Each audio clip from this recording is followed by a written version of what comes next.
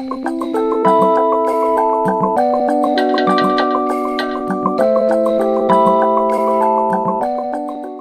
segregation become legal again this week?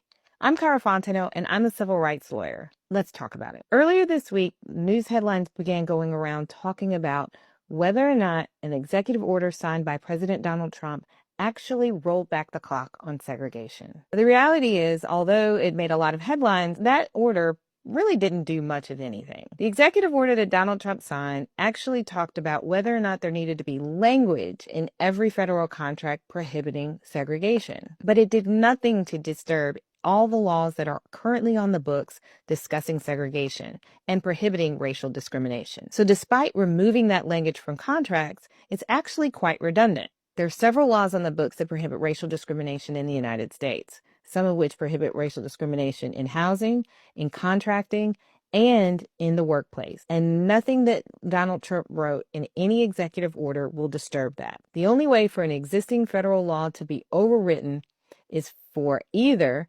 Congress to rewrite the law and pass it through both houses and get it signed by the president, or for the Supreme Court to overrule a federal statute because it's unconstitutional. Neither of those things have happened in any case, and so segregation remains illegal in the United States.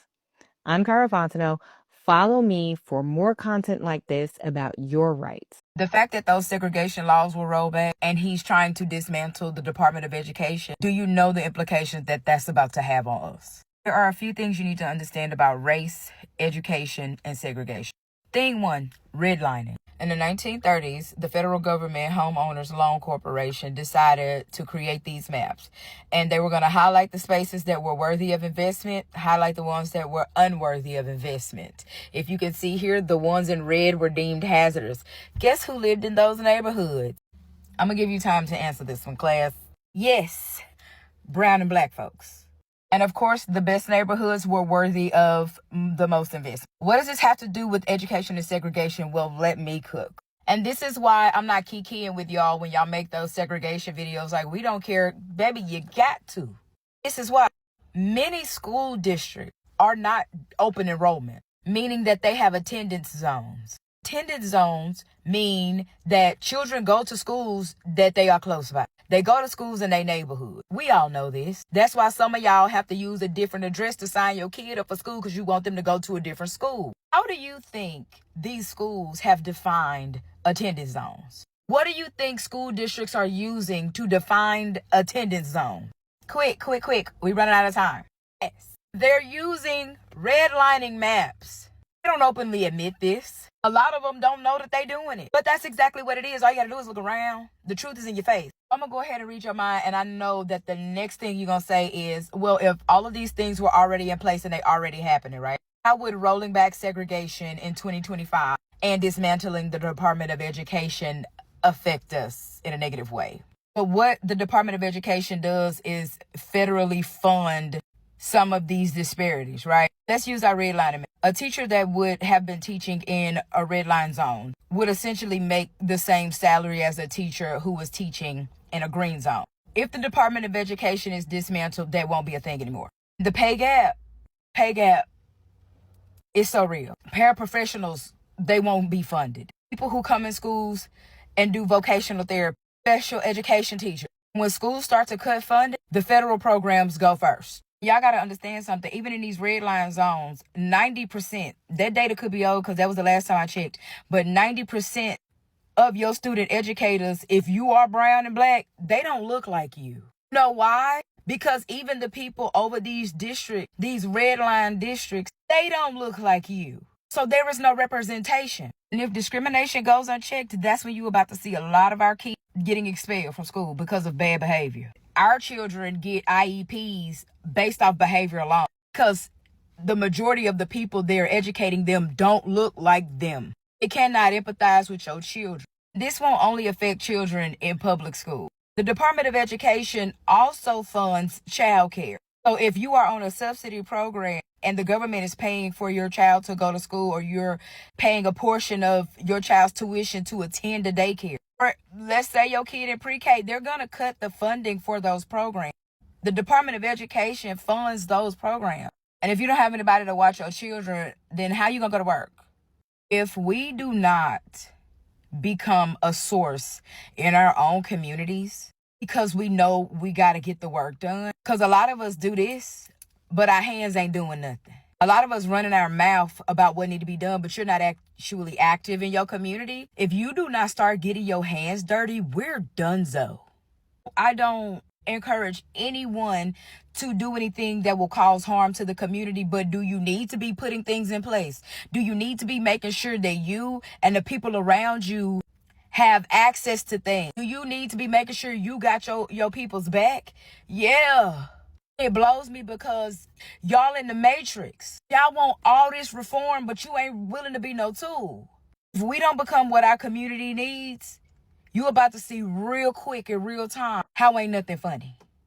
Segregation was not just living separately. I'm gonna say it again. Segregation was not just living separately. Segregation was government funded violence. I kind of see some people on TikTok a little, enthused about segregation being brought back, but I need people to understand that it was not just living separately. It was state sanctioned violence. And as a rebuttal, they keep on saying, oh, we had our own banks, we had our own towns. Where are those banks and towns now? Bombed. Segregation meant no black land ownership. Segregation meant that if you were injured and went to a white hospital, they would deny you at the door and let you die. I guarantee you, if it was just being able to sit down in white restaurants, our civil rights leaders, our ancestors wouldn't have fought as hard. And let us not forget, segregation was so bad that those oppressors in South Africa used it as a blueprint to make apartheid. They cooked up apartheid behind that. Okay, so I watched this creator on here. I'm going to tag her down below, talking about how black people are responding if they bring back segregation. And in her video, she pointed out the nuances about bringing back segregation, especially for black people. And truthfully, I agree with everything she said. And so many people in the comment section were like, oh, black people, we're resilient, y'all downplay us, we'll figure it out, we'll be okay. I don't think at the systematic level y'all don't understand. Like, I think y'all truly don't get it. Don't get me wrong, I'm tired of being around them too. But on the federal systematic level, this controls our funding. A lot of times black people, especially if they're well off, y'all only think about yourselves. So what happens if this administration truly does want to get rid of segregation and programs for black and brown children, but especially black children in the United States? Like, they're already trying to dismantle the Department of Education. That just came up on my Apple News feed, meaning that our children are losing access to Head Start. Meaning, if your children have an IEP or 504, which a lot of our black children do, they're not going to have funding for that. Or it's going to be a state-by-state cases. And a lot of y'all live in the South. A lot of black people still primarily live on the South. So y'all are screwed. A lot of HBCUs, if not all HBCUs, as an HBCU graduate myself, are still millions, if not billions of dollars underfunded by the state. Like, are y'all not keeping up with what's going on with Tennessee State University and how their state is literally trying to bully them out of their property because Nashville is on and popping right now? So she's right. There would be a lot of nuances because we don't have all black hospitals. We don't have, or if we do have all black schools, they're majorly underfunded. Or y'all say y'all can't afford them because that's the argument y'all give with HBCUs, knowing damn well our schools don't have the funding to give out scholarships. A lot of black and brown people still need food stamps, Medicaid. So if he ends these programs, our community is going to be asked out. And the difference between the 1950s and before is our people were used to living in the slums and struggles and used to pulling through and figuring it out ourselves. A lot of black and brown people live in major metropolitan cities. We don't know how to farm. We don't know basic skills of survival. We don't know how to sew. A lot of folks don't go to church no more. So like the community aspect, especially with younger people, millennials on down, is not there. So she's absolutely correct. There is a lot of nuances, and I get y'all want to be hyper positive about what could happen if segregation is ended, but there's a huge possibility that we will be screwed because we're not community minded. Hell, A lot of our children don't even be interested in learning their Black history at school. How do I know? Because I'm a former educator and I tried. So I don't know why y'all are saying we gonna be all right, we gonna be all right. No, we gonna struggle for a good minute too. So I don't know, segregation ain't the flex that y'all think it is. I think what is blowing my mind is the fact that all the Black people are so for segregation and saying, oh, this is going to be us coming up for 4 years. This is going to be us keeping our money and everything to ourselves. I'm okay with being in a bag. I'm okay with not going to y'all's white restaurants. Like, no, we had way less employment opportunities. Let this Black person be qualified for a job. You're not getting it still. This white person's getting it with less experience and less everything. Black people then stuck together because they had to, not because they wanted to. Truth be told, if shit really hits the fan, we ain't even gonna have each other's back. Any type of doctors, any type of grocery store owners, where do you think they got their food from? They still had to get it from the white man. So in general, we still had to get from them. So I just don't see an understanding of why everybody is so happy about something like that when our ancestors done fought tooth and nail for us to get out of this. And now that we're out, we're wanting it back. Pick up a book, read how it actually affected Black people. This is not the time to go backwards. This is the time to push forward. Truth be told, every time I get on this app, it just goes to show that we as Black people do not at all know anything about our history. We don't know anything about the effects of history. Truth be told, a lot of Black people have a lot of self-hate and a slavery mentality. This is exactly the reason why I encourage. Go get your nursing, go get this, go get that, whatever you want to do, just go get it. Okay, I'm done complaining. Why y'all Black people on here playing, talking about take us back to segregation? Why y'all playing? But I agree. But the only thing I'm thinking about, because I feel like this is going to be good for us in a way, like all the comments I've been seeing, all the think pieces I've been seeing, I feel like it's going to be good. But in another sense, like what's going to be the downfall of it? Like, are they going to try to make us slaves again? Or, like, I feel like if we go our separate way, they go their separate way. We shouldn't have no white cops patrolling our neighborhoods. Like, it should solely be Black cops doing everything on our part because we are segregated, remember? You know what I'm saying? Like, I feel like we gotta stay 10 tones down with it, but I'm here for it. I feel like the government thought we was gonna be outraged or mad. We want the same thing y'all want. But I'm not gonna lie, I've been seeing a lot of white people a little upset about it, which is confusing to me. Kind of confusing to me. I ain't gonna say too much. Y'all know TikTok will ban me.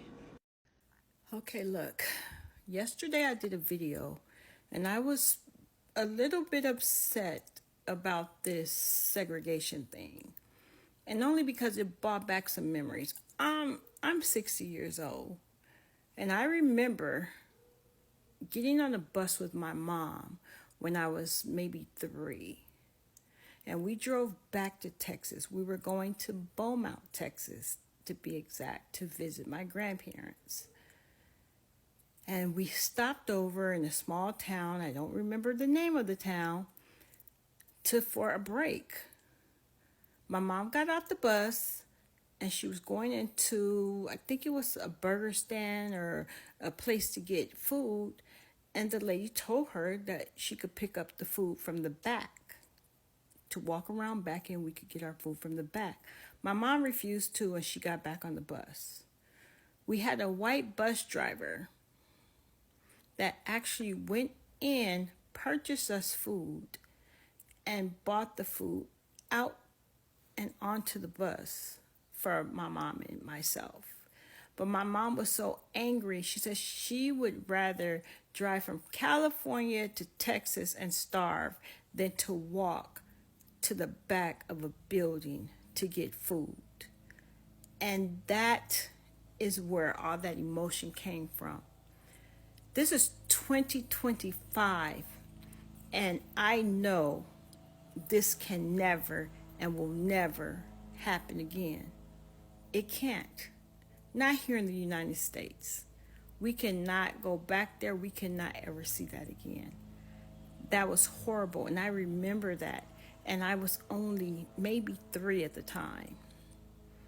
We can't let that happen. We can't. Hate to be that guy, but I'm gonna be that guy. The issue with segregation wasn't that we were separated. Look around, people. We're so segregated as is. Everybody kind of sticks to their own kind. Very rare that you see a lot of mixing, even if it's an interracial couple. They've picked a race as a couple, and you can tell by their friends. Okay? The issue with segregation was the distribution of resources and the access to public funds. Yeah. No one really had a problem with us being separated. I'm pretty sure most black people preferred it that way. The issue was we was paying taxes and not having the same access to resources. That has been the problem. Continues to be the problem, has always been the problem, which is why we aren't crying about these DEI rollbacks and lack of government entitlements, because the government ain't never entitled us to shit.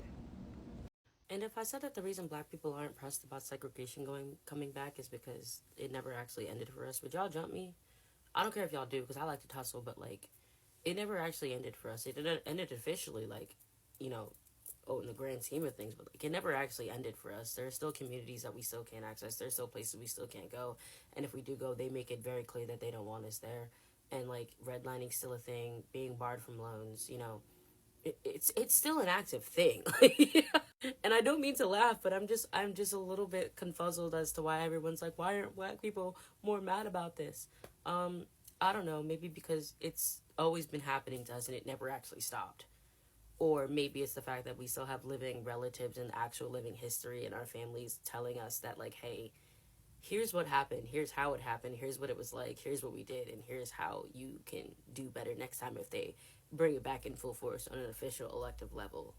Like, we have aunts, uncles, grandparents, great-grandparents, moms, dads even, that lived through segregation and are still alive to tell the stories of that to us. So, like, I don't know what the fuck y'all want us to do. Like, I don't know what y'all want us to do. Because I think y'all want us to really just get out there and start the revolution and be on the front lines when, like, y'all were demonizing Black Lives Matter when Trayvon Martin died. Y'all were demonizing us in 2020 when shit was happening with George Floyd. Sandra Bland.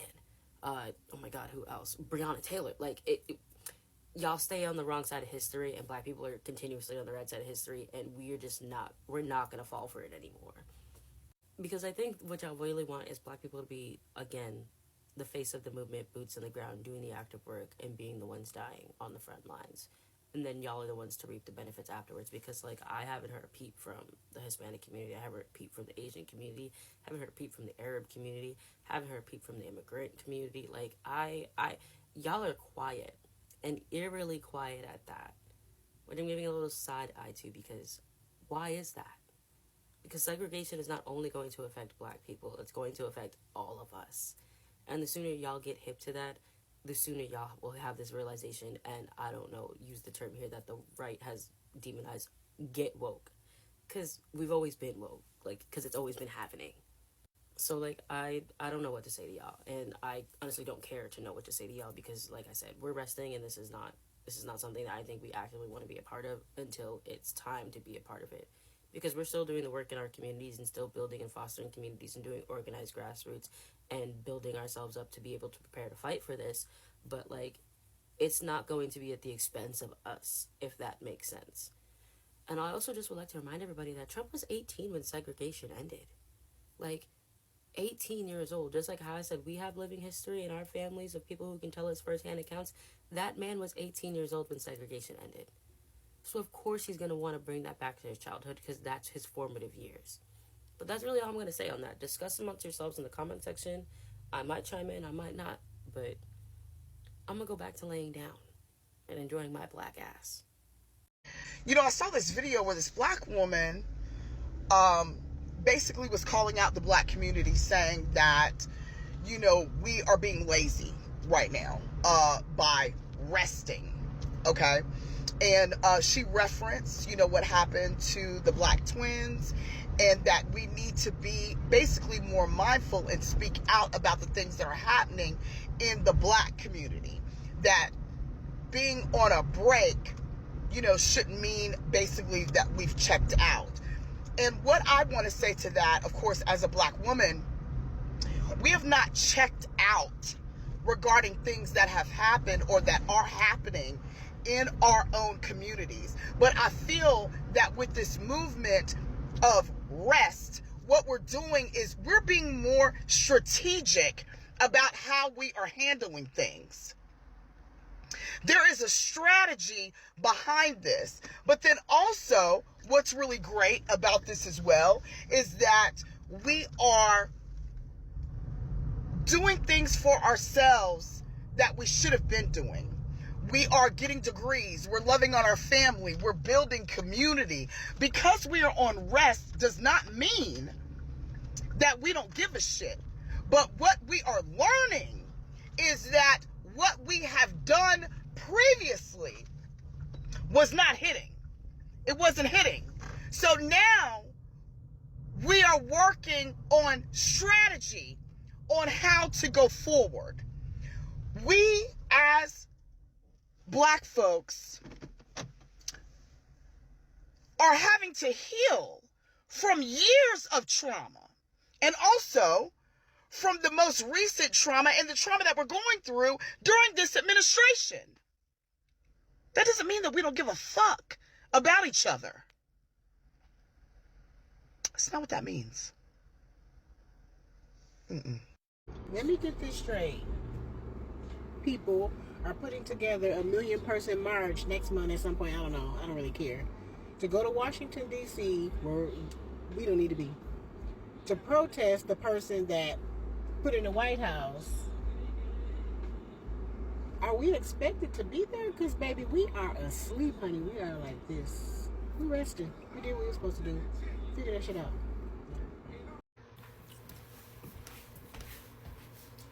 Y'all knew I was coming. You knew I was coming. Listen, y'all gotta stop letting y'all president get y'all in such an uproar. Y'all gotta stop letting y'all president get y'all so upset. And we're talking about the segregation law. Okay? From my understanding, when this law took place in 1964, for segregating schools, public places, employment, all that stuff, that it could not be uplifted. It could not be uplifted. We hear the word segregation, and most people get traumatized. Don't let that word traumatize you. This is not the 1950s. This is not the 1920s. This is 2025. Okay? Let me ask you a question. How many of y'all have said, oh, I wish that we could come together and have a community. I wish we could come together and be as one and help each other grow. I wish we all could come together and farm and grow our own crops and trade. How many of y'all have said that? The majority. I know a lot of people who have said that. And I feel like that day is coming very soon. And it's like mandated. Like being forced. If we don't want to do it on our own, we'll bump it. We're going to make them do it. Use it to your advantage. Don't go out here and get upset and walk around huffing and puffing and talking about, oh, because I'm black, I can't come to your restaurant and use your... Don't worry about it. Don't worry about it. Have your own restaurant. Go chill at your homeboy restaurant. It's okay. So sit back, relax,